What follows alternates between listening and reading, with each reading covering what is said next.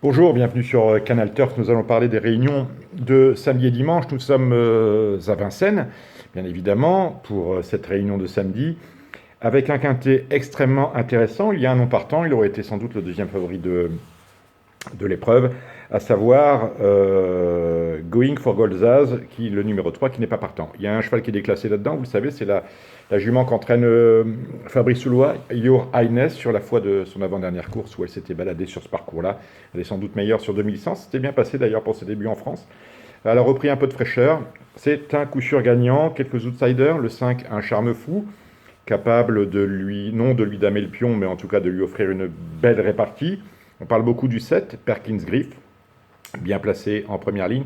Et vous ferez particulièrement attention, c'est un bel outsider à ce niveau-là, au numéro 16, à savoir Udvinière, présenté par Mathieu Abrivard, qui, pour quelques euros de pas assez, disons-le comme ça, s'élance en deuxième ligne. Dans la première, attention au 6 qui débute au trop monté, c'est une belle chance. On l'associe avec le 11 Bolt de Cendre. Quelques chevaux dans la deuxième, Burghezal 14 qui sera surcoté mais qui mérite crédit. Le 17 Bianca c'est Franck Nivard qu'on suivra durant toute cet après-midi. Et bien évidemment vous serez nombreux à jouer Bill Fitzgerald dont attention les fils se touchent parfois. Dans la troisième, Afrique, présentée par Jean-William Allen, a pas mal couru sur la petite piste, a du mal à tourner à gauche, mais sera sans doute mieux sur la grande. Dans la cinquième course, l'As Cleverline devrait l'emporter, encore Franck Nivard, avec le 6, Cyrus Duchesne, attention à lui, il vient de bien gagner. L'As, apprenti sorcier, on a vu ses limites au trop monté. Il est peut-être finalement meilleur à l'attelé. Dans cette sixième course, c'est une belle chance, il porte le numéro 1. Attention à lui, même s'il n'est pas déféré. Rien dans la septième, rien dans la huitième. Dans la neuvième, je vous suggère le 3 Amaya et le 10 à Lova du Pont. Dimanche, là aussi, un très beau quintet, le prix de Briard. On retrouve beaucoup d'étrangers. Et je pense franchement que la solution peut se trouver parmi eux. Parmi ces étrangers, on trouve Pionnier Gare, le numéro 6, belle chance. Le 8, Mafioso Face, belle chance. Nous avons également le 12, Oliver Chronos, c'est mon favori. Et le 16, Telminolize, qui vient justement de battre Olympique Chronos, mais qui, ce dernier pouvant prendre sa revanche, peut éventuellement se contenter de la deuxième place. Donc attention. 16, 13, 6 et 8 en base. Et ensuite, tout est permis. Le 18, une danseur qui manque un peu de finish dans la phase finale, mais qui devrait prendre une part active à l'arrivée.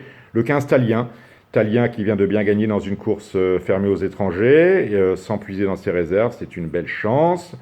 On fait également attention, pourquoi pas, au numéro 12, Uso Josselin. Même si c'est Robert Berg au sulky, il est quand même déféré des antérieurs, c'est un signe. Le 9, Varus du Bocage, lui, n'est pas déféré, mais il avait montré quelque chose la dernière fois. Attention à lui. Et en revanche, je fais l'impasse ferme et catégorique sur les chances du numéro 14, Unbridled de Charme, qui sera en dessous des 10 contre 1, mais qui n'a jamais réussi sur ce parcours de la grande piste, et c'est pas faute de s'y être essayé. Dans la première course de cette réunion de dimanche, attention au 8, Adorable, sans doute un bon cheval, qui ne va pas en rester là. Dans la deuxième course très ouverte, le 11 Bambi de Bellouette me plaît beaucoup, de même que le 9 Black Arrow, qui est déféré pour la première fois. Rien de plus. Dans la troisième, Bardolino de Léo, il n'y aura pas cher, mais il devrait gagner. Dans la cinquième, deux chevaux, presque un couplet nature, Athos des Elfes le 6 et le 7 Rocky Winner, auquel il faut pardonner sa récente disqualification. Il a été extrêmement malheureux dans la phase finale. Dans la sixième, c'est un groupe 3. Attention aux 2 Currency, aux 5 Sirantana et aux 8 Charmante. C'est en première ligne que ça se passe. Un très bon cheval dans la septième, Séravin d'Algo. On lui associe en priorité les Garato. Ils sont 3 au départ de cette septième course. Dans la huitième, attention aux 12 Ukerza du Benjo, qui avait franchement montré de très très belles choses dans cette discipline ultramontée l'année dernière et l'année d'avant. C'est une jument, à mon avis, qui vaut bien mieux qu'un prix de série sur la petite piste. Elle devrait s'imposer. On fera également attention sur ce parcours aux 8 trafiquantes. Et enfin, dans la dernière, la 9e, le 11 Alaro, entraînement de Christian Bijon, drivé par Charles, le fils de Christian. C'est le petit frère de Thiego Détang. Il ne le sait pas nécessairement. Ce parcours, ce n'est pas le sien, mais je pense qu'il va être sur la montante. On peut l'associer au 9 Anicio Bello. Vous savez à peu près tout sur ces réunions de samedi et de dimanche. Merci d'être fidèle à Canal Turf. À très bientôt. Au revoir.